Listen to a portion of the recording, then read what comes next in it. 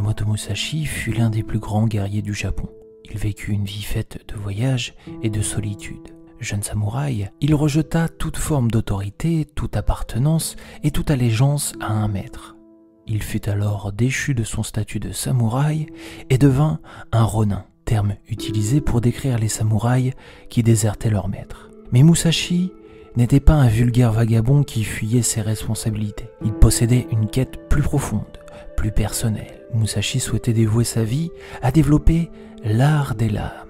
Pour accomplir sa mission de vie, il prit décision de s'éloigner de tout ce qui pouvait le détourner de son objectif, même si cela signifiait abandonner l'honneur dû à son statut de samouraï et être donc considéré comme un paria aux yeux des autres. Très vite, l'abnégation et la dévotion de Musashi changea le regard qu'on portait sur lui. Au cours de ses voyages et de ses péripéties, il affronta plus de 60 adversaires en duel à mort. Musashi triompha de tous ses adversaires sans aucune défaite. Les samouraïs les plus orgueilleux voulaient tous devenir celui qui vaincra Miyamoto Musashi. Les provocations en duel furent nombreuses et les combats à mort s'enchaînaient pour Musashi, jusqu'à ce qu'enfin, tous comprirent qu'il était invincible. En cherchant simplement à consacrer sa vie à son art, Miyamoto Musashi devint le plus grand guerrier du Japon, une légende vivante. Mais ce statut ne fit aucune différence à ses yeux. Et jusqu'à la fin de sa vie, Musashi continua à consacrer son temps à développer son art. Peu de temps avant sa mort, Musashi écrit un court ouvrage composé de 21 préceptes, le Dokodo, qu'on pourrait traduire par « la voie à suivre seul ». Pour Miyamoto Musashi, ce sont les 21 préceptes de ce Dokodo qui lui ont permis de réaliser sa mission de vie. Encore aujourd'hui, ces 21 préceptes font sens et pourraient sûrement t'aider à suivre ton propre chemin. Voici la liste de ces 21 préceptes.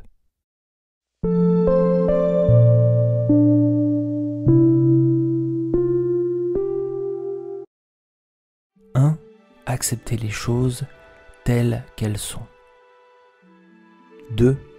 Ne cherche pas le plaisir pour le plaisir. 3. Ne dépendez en aucun cas d'un sentiment partiel. 4. Pensez à vous-même avec légèreté et profondément au monde. 5. Soyez détaché du désir toute votre vie. 6. Ne regrettez pas ce que vous avez fait. 7. Ne soyez jamais jaloux. 8. Ne vous laissez jamais attrister par une séparation. 9. Le ressentiment et la plainte ne sont appropriés ni pour soi ni pour les autres. 10. Ne vous laissez pas guider par la luxure ou l'amour. 11. Soyez impartial en tout. 12. Soyez indifférent à l'endroit où vous vivez. 13. Ne recherchez pas le goût de la bonne nourriture. 14. Ne vous accrochez pas aux biens dont vous n'avez plus besoin. 15. Ne laissez pas de fausses croyances guider vos actes. 16. Ne ramassez pas d'armes et ne vous entraînez pas au-delà de ce qui est utile. 17. N'ayez pas peur de la mort. 18. Ne cherchez pas à posséder des biens ou des fiefs pour votre vieillesse. 19. Respectez Bouddha et les dieux, mais ne comptez pas sur leur aide. 20.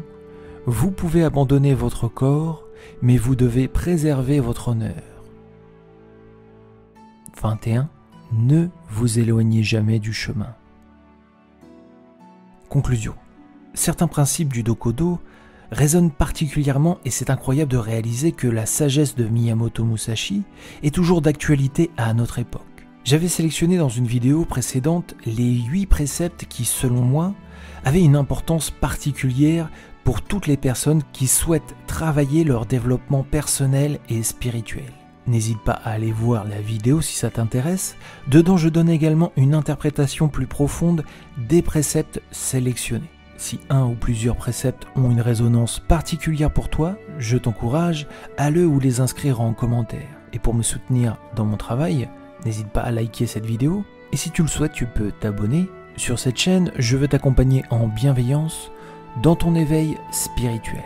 Merci encore à toutes celles et tous ceux qui me soutiennent. Nous sommes de plus en plus nombreux sur la chaîne et je reçois vraiment des commentaires bienveillants qui me poussent à continuer mes vidéos. Je vous remercie donc toutes et tous et je vous donne rendez-vous très bientôt pour une nouvelle vidéo. Namasté.